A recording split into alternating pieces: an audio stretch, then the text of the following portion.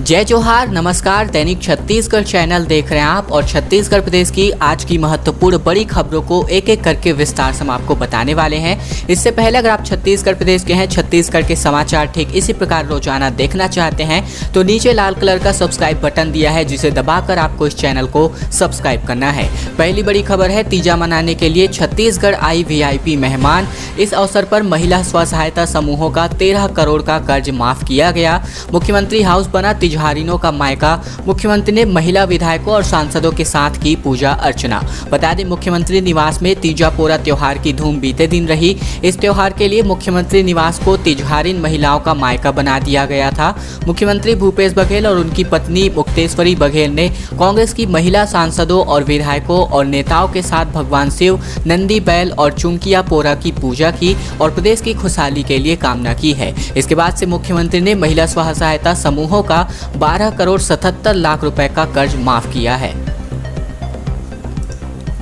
एक बड़ी खबर है छत्तीसगढ़ के बेरोजगार युवाओं के लिए, क्योंकि छत्तीसगढ़ स्टेट पावर कंपनी में जो नौकरियां निकाली गई थी उनको अब जस्ट डबल किया गया है। दरअसल अब लाइन परिचारकों की 3000 पदों पर भर्तियां होने वाली है। छत्तीसगढ़ के मूल निवासी इसके लिए आवेदन कर सकते हैं। छत्तीसगढ़ स्टेट पावर कंपनी ने परिचारक यानी कि लाइन के पदों को दोगुना कर दिया है। कंपनी ने संशोधित विज्ञापन भी जारी कर दिया है, जिससे 3000 पदों पर सीधी भर्ती के लिए ऑनलाइन आवेदन मंगाए गए हैं। पहले केवल 1500 पदों पर विज्ञापित किए गए थे। ये जो पद है कि विज्ञापित किए गए थे। इसके बाद से छत्तीसगढ़ बनने के बाद बिजली विभाग में पहली बार एक साथ इतने पदों पर नियमित भर्ती की जाएगी। इसमें छत्तीसगढ़ के मूल निवासियों की भर्ती की जानी है और इसमें 10वीं पास अभ्यर्थी जो है अपना आवेदन प्रस्तुत कर सकते हैं। आवेदन करने के लिए www.cspc.co.in में लॉगिन करके आपको जो है 20 सितंबर 2021 तक आप अपना आवेदन जमा कर सकते हैं। छत्तीसगढ़ स्टेट पावर कंपनी के चेयरमैन अंकित आनंद ने बताया है कि डिस्ट्रीब्यूशन कंपनी में अब 3000 लाइन परिचारकों की भर्ती होने वाली है, जो पहले 1500 पदों के लिए विज्ञापन जारी किया गया था। खबर आ रही है, रायपुर में गणेशोत्सव की गाइडलाइन अब जाकर बदल दी गई है। अब 4 की जगह 8 फीट मूर्ति जो है स्थापित कर सकेंगे। इसके अलावा पंडाल में जो है 50 लोगों के आने की अनुमति रहेगी, लेकिन डीजे, धुमाल, झांकी की अनुमति पहले जैसे ही नहीं होने वाली है। खबर आ रही है, कलेक्टर सौरभ कुमार ने शाम को जो है गणेश उत्सव को लेकर के एक नई गाइडलाइन जारी कर दी है। इससे पहले 28 जुलाई को भी एक गाइडलाइन जारी की गई थी। पुरानी गाइडलाइन के कुछ नियमों को फिलहाल बदल दिया गया है और नए नियमों के मुताबिक अब 8 फीट की प्रतिमा पंडालों में स्थापित की जा सकेगी। प्लास्टर ऑफ पेरिस से बनी मूर्तियों को बेचना या स्थापित करना प्रतिबंधित होगा और इससे पहले 4 फीट तक की प्रतिमा की ही अनुमति दी गई थी सरकार के द्वारा, लेकिन अब नई गाइडलाइन के मुताबिक पंडाल या फिर मंडप में उस वक्त में यानी कि एक ही वक्त के दौरान 50 से अधिक व्यक्ति जमा नहीं होंगे। इससे पहले सिर्फ 20 लोगों की अनुमति दी गई थी, जिसे अब संशोधित करके 50 किया गया है। इसके अलावा मूर्ति स्थापना का पंडाल 15 बाय 15 फीट से अधिक नहीं होना चाहिए। पंडाल में sanitization, thermal scanning, oximeter, hand wash, queue management की तमाम सुविधाएं होनी चाहिए। फिलहाल गाइडलाइन के अनुसार ये सभी गाइडलाइन जो है जारी किए गए हैं। सर्व आदिवासी समाज का विवाद जो है लगातार गहराता जा रहा है। पिछले सप्ताह आर्थिक नाकेबंदी करने वाले सोहन पोटाई धड़े को मान्यता देने से सरकार का इनकार। भरत सिंह की कार्यकारिणी को यहां पर अवैध बताया गया है। दरअसल छत्तीसगढ़ सर्व आदिवासी समाज के 2 धड़ों के बीच विवाद गहरा गया है।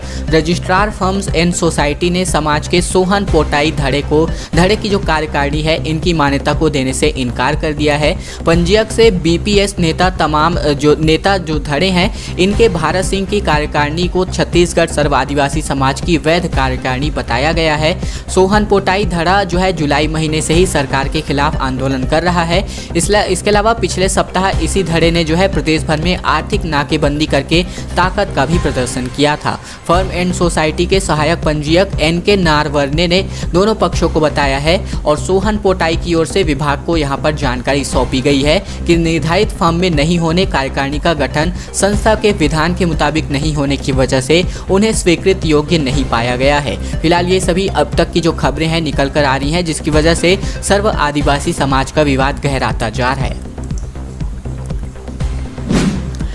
भूमिहीन मजदूर के बारे में बात करें, जिसके लिए नई योजना का क्रियान्वयन किया जा रहा है। अकेले बिलासपुर जिले में 2,57,000 परिवारों के पास 1 भी इंच कृषि भूमि योग्य नहीं है। बता दें, क्या आप जानते हैं कि बिलासपुर जिले में देश व प्रदेश से औसत की तुलना में ज़्यादा भूमिहीन मजदूर परिवार हैं। देश में लगभग 56.41%, तो वहीं छत्तीसगढ़ में 46.73% परिवार भूमिहीन मजदूरों का है। जबकि अगर हम बिलासपुर जिले के बारे में बात करें तो बिलासपुर जिले के 2,57,675 यानी कि कुल मिलाकर 68.31% परिवारों के पास 1 इंच भी खेती की जमीन नहीं है। वहीं 1,76,021 परिवारों के पास खेती योग्य जमीन है।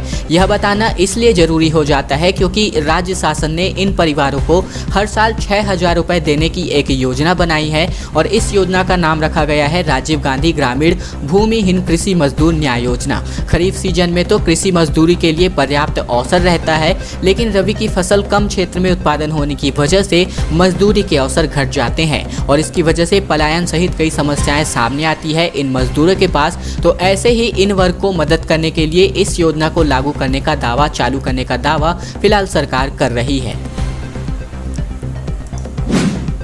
निर्माण के लिए सरकार की मंजूरी मिल चुकी है। पहली बार ऐसा होगा कि छत्तीसगढ़ में 23 फ्लोर की पहली बिल्डिंग राजधानी में न्यूयॉर्क की तरह एक जगह ही सब सुविधा मिलने वाली है। दरअसल छत्तीसगढ़ में ऐसा पहली बार हो रहा है जब 23 मंजिला इमारत की हाईटेक बिल्डिंग बनने जा रही है। इसके पहले इसकी अनुमति भी मिल गई है। बता दें, राज्य में अभी तक केवल 12 मंजिला निर्माण को ही मंजूरी मिली थी। ऐसे में राजधानी में ऐसे गिने चुने कॉम्प्लेक्स है जिनके 11 मंजिला इमारतें हैं। इसके अलावा नवा रायपुर में CBD भवन के पास भी 11 फ्लोर की ही अनुमति है। लेकिन पहली बार किसी बिल्डर को 23 फ्लोर यानी कि 23 माले की बिल्डिंग बनाने की अनुमति मिल चुकी है। इसके साथ ही दिल्ली मुंबई की तर्ज पर यहाँ भी ऊंचे ऊंचे रिहायशी टावर बनाने का रास्ता अब जाकर साफ हो गया है। इससे कम कीमत पर फ्लैट मिलने की उम्मीद बढ़ गई है, क्योंकि ज़्यादा फ्लैट या दुकान बनाने से लागत कम होती है और जिसका सीधा असर कीमत पर पड़ता है। लोगों को कोरोना काल में खुद के मकान और ऑफिस की जरूरत ज़्यादा महसूस हुई है और इसी को ध्यान में रखते हुए राजधानी में पहली बार ऐसा प्रोजेक्ट तैयार किया गया है जिसमें flat, office, shopping mall, gym, swimming pool, hotel जैसी तमाम सुविधाएं एक ही बिल्डिंग के नीचे होने वाली है। यानी फिर कभी लॉकडाउन या फिर वर्क फ्रॉम होम की स्थिति बने तो लोगों को इससे परेशानियां ना हो, उन्हें एक ही जगहों पर सभी सुविधाएं मिल सके। यानी कि न्यूयॉर्क के जो बिल्डिंग होते हैं जिन पर सारी सुविधाएं एक ही बिल्डिंग के नीचे मिल जाती है, ठीक इसी प्रकार की इसी की तर्ज पर अब ये बिल्डिंग बनने जा रही है। खबर आ रही है, छत्तीसगढ़ शासन ने नए जिले के गठन को लेकर के प्रस्ताव मंगाया है। कोरिया से अलग मनेन्द्रगढ़, चिरमिरी, भरतपुर जो है नया जिला बनने वाला है। दरअसल छत्तीसगढ़ शासन के राजस्व एवं आपदा प्रबंधन विभाग ने नए जिले के गठन को लेकर प्रस्ताव मंगाया है। कोरिया से अलग होकर बनने वाले मनेन्द्रगढ़, चिरमिरी, भरतपुर के लिए प्रस्ताव मंगाया गया है। राजस्व एवं आपदा प्रबंधन विभाग द्वारा जिले के नगरीय निकायों और जनपद पंचायतों से प्रस्ताव मांगे गए हैं, जिस पर जिले के कलेक्टर ने पत्र लिखकर प्रस्ताव उपलब्ध करवाने को कहा है। बता दें कि बीते 15 अगस्त को ही मुख्यमंत्री भूपेश बघेल ने प्रदेश में 4 नए जिलों के गठन की घोषणा की थी, जिनमें कोरिया से मनेन्द्रगढ़, रायगढ़ से सारंगगढ़ और राजनांदगांव से मोहला मानपुर और जांजगीर चांपा से शक्ति जिले के गठन का ऐलान किया गया था।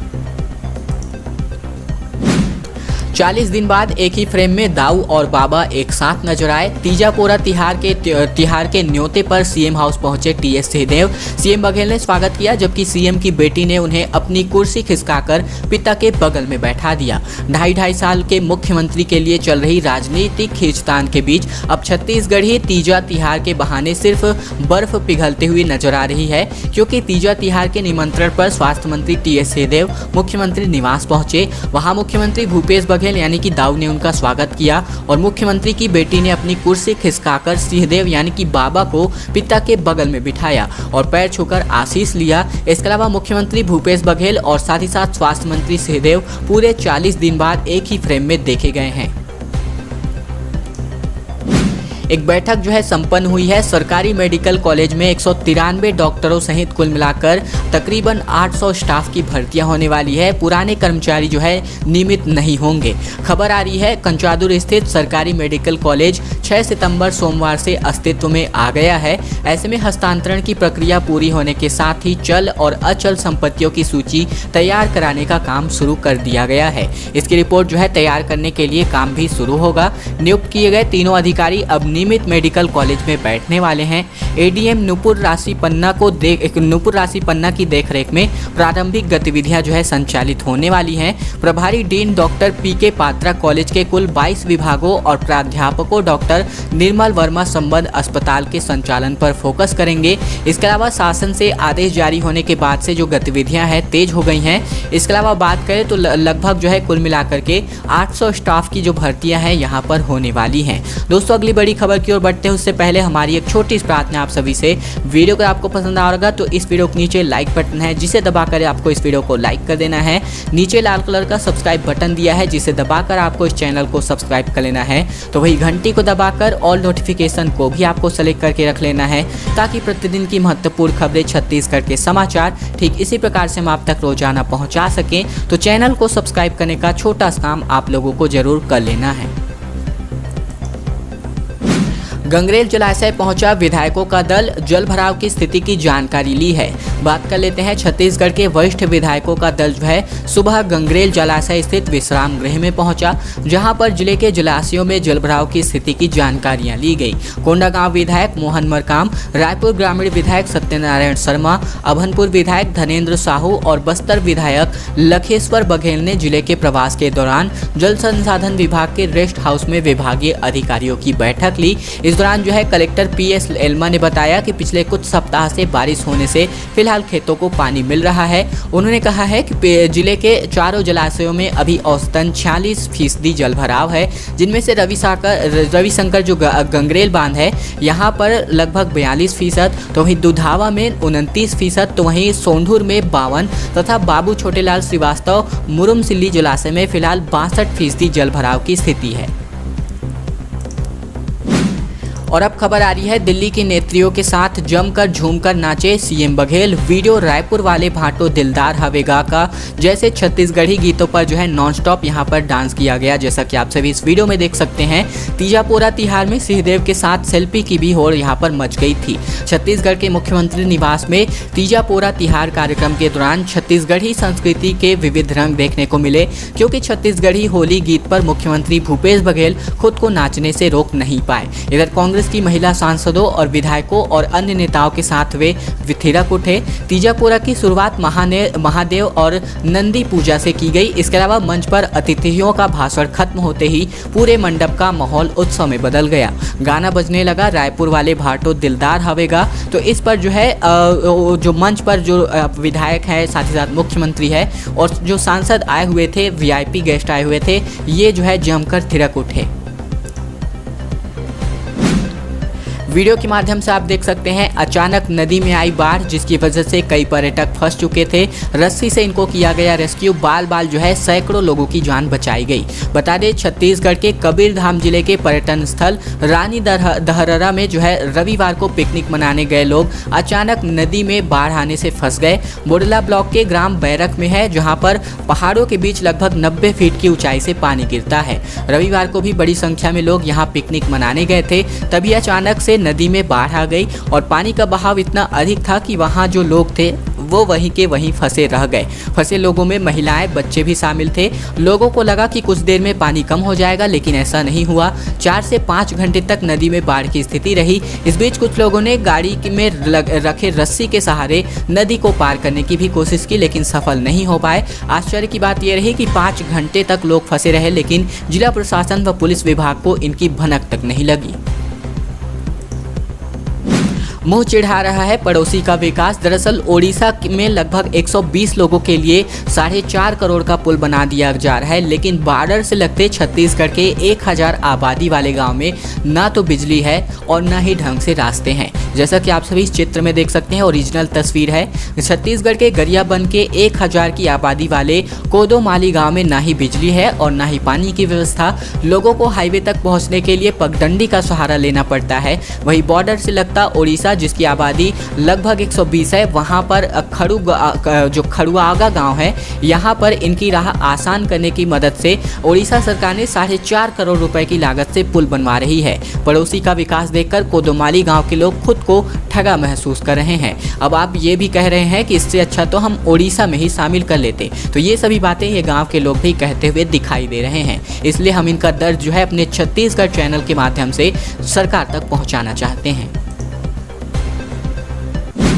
नंद कुमार बघेल के बयान पर बीजेपी हमलावर हो गई है। दरअसल नेता प्रतिपक्ष धर्मलाल कौशिक ने कांग्रेस से पूछा, कांग्रेस बयान का समर्थन करती है या नहीं। ब्राह्मण समाज के लोगों ने इसका थाने का घेराव किया है इस बयान को लेकर। दरअसल छत्तीसगढ़ के मुख्यमंत्री भूपेश बघेल के पिता नंद कुमार बघेल के ब्राह्मण समाज के खिलाफ दिए गए बयान पर बीजेपी भी हमलावर हो गई है। और इस संबंध में नेता प्रतिपक्ष कौशिक ने कांग्रेस के 2 मंत्रियों, जिनका नाम रविंद्र चौबे और मोहम्मद अकबर है, तो इनसे सवाल किया है कि क्या आप नंद कुमार बघेल के बयान का समर्थन करते हैं या नहीं। वहीं दूसरी तरफ देर शाम जो है ब्राह्मण समाज के लोगों ने शहर के सिविल लाइन थाने में भी नंद कुमार बघेल के खिलाफ FIR दर्ज करने की मांग को लेकर घेराव कर दिया। खैर दोस्तों, आज की खबरों का सिलसिला बस यही तक का था। वीडियो अगर आपको पसंद आया होगा तो इस वीडियो के नीचे लाइक बटन है, जिसे दबाकर आपको इस वीडियो को लाइक कर देना है। लाल कलर का नीचे सब्सक्राइब बटन दिया है, जिसे दबाकर आपको इस चैनल को सब्सक्राइब कर लेना है। तो वही घंटी को दबाकर ऑल नोटिफिकेशन को भी आपको सेलेक्ट करके रख लेना है, ताकि प्रतिदिन की महत्वपूर्ण खबरें, छत्तीसगढ़ के समाचार